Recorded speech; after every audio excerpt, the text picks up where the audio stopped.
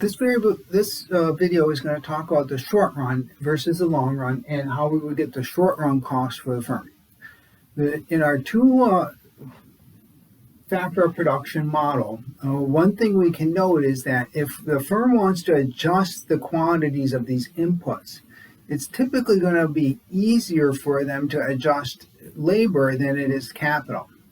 And it depends on the exact nature of the capital good and the type of labor. But most types of, if you think about it, it's kind of generally or generically, labor a firm can adjust relatively quickly. For instance, a store could put up just a sign in the window, help wanted, or a sign at the counter, help wanted, inquire within. They could put an ad in the paper or on a website. And they could even, if they want, ask their employees to work overtime. If their employees work overtime, they would actually then be working more hours, and that would be a way of increasing the effective amount of labor that a firm would have. If you think of capital would be things like machines or factories, and it takes a lot longer to adjust capital than it does labor. If you're going to build a new store or a new factory, it's going to take months or maybe years to do something like that. We have a new Hobby Lobby and TJ Maxx that are being built here in Troy. They've been working on the site for months, and they're still not going to open until sometime in 2021. So it's the kind of thing that if you're going to adjust your capital, it's going to take longer. It might take months or years to adjust capital. Labor you could adjust in days or maybe weeks is typically the case. So there's an economically relevant period of time, like say over the next 12 months, when you say capital, you may not be able to adjust the size of your factory, you may not be able to adjust capital, but you could adjust labor.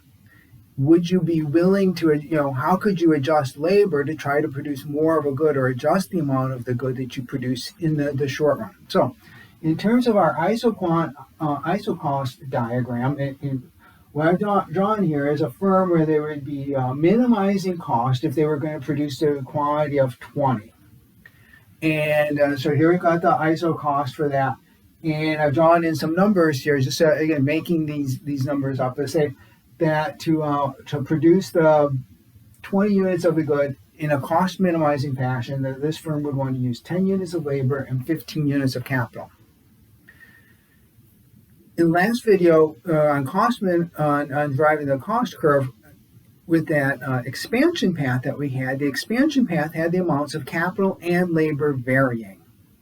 So if the amounts of capital and labor are both varying, that must be the long run. I didn't say that in the last video, but that must be the long run once we think of the distinction between the short run and the long run. The short run is defined as a period of time in which at least some inputs are fixed. The long run is a period of time in which all inputs are considered variable. In our two-factor model, labor is going to be the variable input. Capital is going to be the fixed input in the short run, or the one that takes the more time to vary. So the expansion path that we considered, because capital was varying, was a long-run expansion path. If the firm in the short run wanted to adjust their output, in this case, given that they maybe were starting, they've optimized their capital stock to produce 20 units of output every period. Well, in the short run, capital's fixed. So here, if you draw a horizontal line here from the at 15, at the quantity of capital that the firm sort of are at, this is in effect, this has to be the firm's short run expansion path.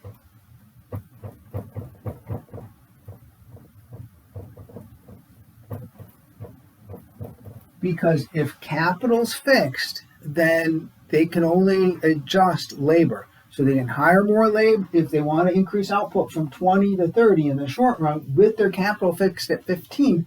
The only thing the firm could do is hire more labor. If they wanted to reduce output from 20 to 10, the only thing they could do is let labor go.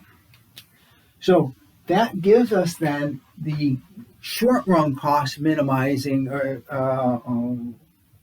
quantities for the firm. And I've already pre-drawn these in, but for labor, If they wanted to increase output from 20 to 30, they'd have to increase labor from 10 to 20. And if they wanted to reduce labor from output from 20 to 10, they could reduce labor from 10 to 6. This actually gives us the information, just as with the expansion path, it gave us the information for the cost tables of a firm. This path here with capital fixed in the short run gives us the information we need to construct the short run cost tables for the firm. So we have fixed and variable costs, and just to be able to calculate this, I have to actually specify a price for capital and a price for labor. So the price of capital is 10 and the wage for labor is 20. And then what we can do is come over here and write out the quantities. And the total fixed cost, well, capital is the fixed input. Capital is fixed at 15 units in this case. The price per unit of capital is 10, so that's going to be a fixed cost of $150. And because it's fixed, it doesn't vary.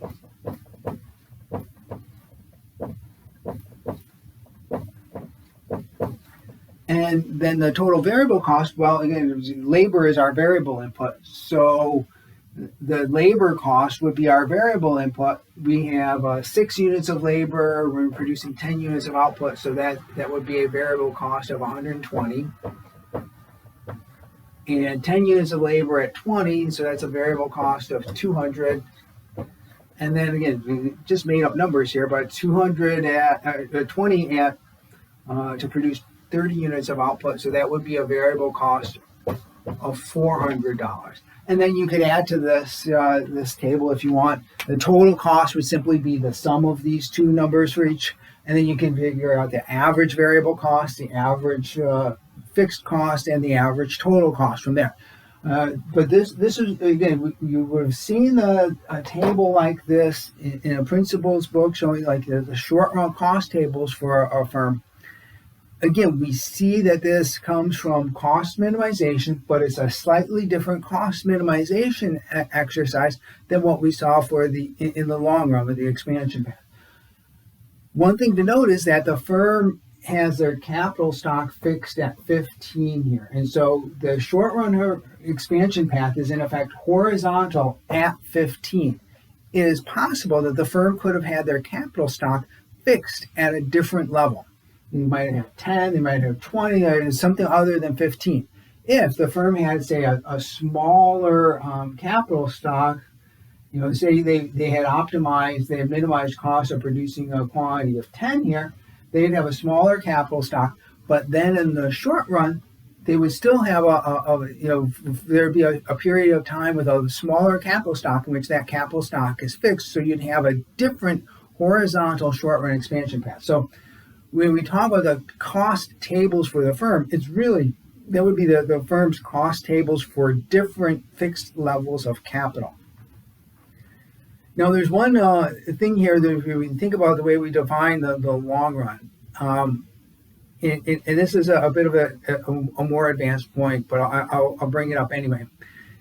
The long run is really a planning horizon. A firm is never truly in the long run because at any moment in time, they're going to have a factory, for instance, of a given size. So when they have a factory of a given size, that factory is fixed. We might think, of a period of time like 2 years into the future, 5 years into the future, enough time that if a firm wanted to adjust their factory size, for instance, or if they're a retailer, adjust the number of stores they have or the size of their store, they would have plenty of time to make that adjustment. But 2 years from now, which, maybe 2 years from now, October of 2022, which from our standpoint here in October of 2020 is the long run. When we get to October 2022, the firm's going to have a fixed capital stock. They will be in a short run then. It'd be maybe a different short run because maybe they would have adjusted their capital stock. Some of it, we're always in the short run. We never truly get to the long run. And that's because the long run is this planning horizon. It's in this model, they say, like, if you can adjust, if you can optimize on all margins, how would you, if you were able to make every adjustment you could, how would you, what would your pattern of fully adjusted actions be? And so, we never really truly get to the long run. But one thing we definitely can see is that in the long run, there's going to be, more adjustment than there would be in the short run. Because in the short run, the only thing the firm can do is adjust labor. They can't adjust their fixed input. In the long run, when they get to adjust everything, then they will have a different pattern of optimization. So more adjustment occurs in the long run. So one thing to note is that we could figure out short run average cost here. If we were to think about the long run average cost of producing these different units, different quantities of output versus the short run average cost, the long run average cost always has to be lower than the short run average cost. It couldn't actually be higher. It may be the same. For instance, we know that for the given input prices here, you'd be minimizing cost of producing 20 units of output at 10 and 15. So whatever this short run average cost here is, it would also be the long run average cost, because that's the case where the firms are minimized. But whatever these average costs would work out here, I guess that would be $27 per unit, if I add that up properly there.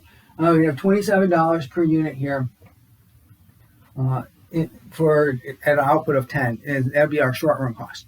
The long run average cost of producing 10 units of output has to be lower than that. It can't be higher, because you wouldn't adjust capital. In the long run, you're free to adjust capital. You can produce 10 units of output with more or less capital. You want to produce with less, but you wouldn't make that adjustment unless it's going to lower the cost. So costs in the long run always have to be lower than costs happen to be in the short run. So it's a type of adjustment. You're going to have the opportunity to adjust in the long run. Costs will end up being lower in the long run than in the short run. Our near-term adjustments can never be, will never be as full and complete as they will be in the long run, right? As when we get to adjust more different things. So this is the short run, and where we would be getting the short run cost tables, so the short run cost curves of the firm fund.